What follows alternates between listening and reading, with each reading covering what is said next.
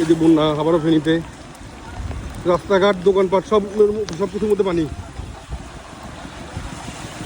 এই যে দোকানে পানি দিচ্ছে,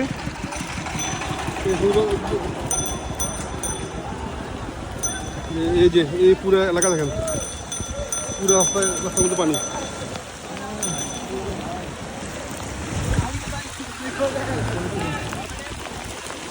পানি কি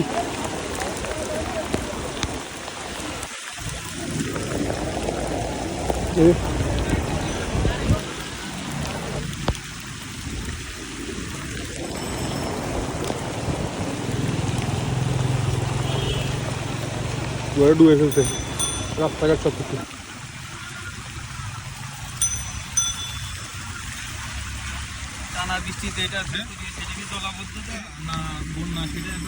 এটা জলাবদ্ধতার কারণে মূলত হয়েছে যে পানি নিষ্কাশন ব্যবস্থাটা ঠিক ছিল না, নাহলে তো এর আগে কিন্তু অনেক বৃষ্টি হয়েছে। হ্যাঁ,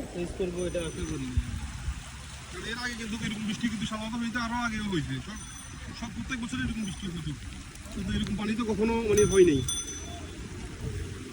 এই পরপর 2 বছরই হইতেছে।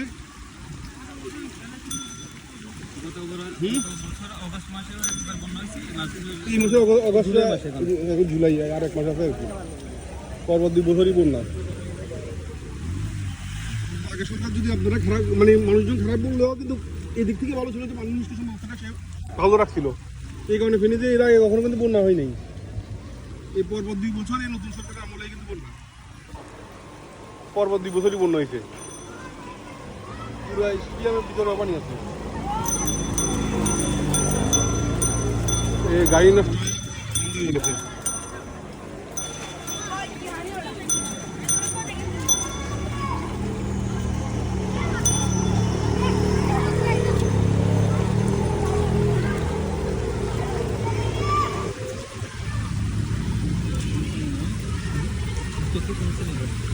বেশি বৃষ্টি কমছে,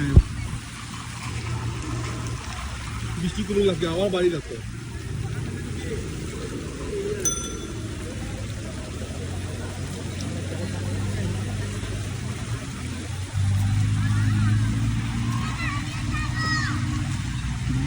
সেদিকে নেই।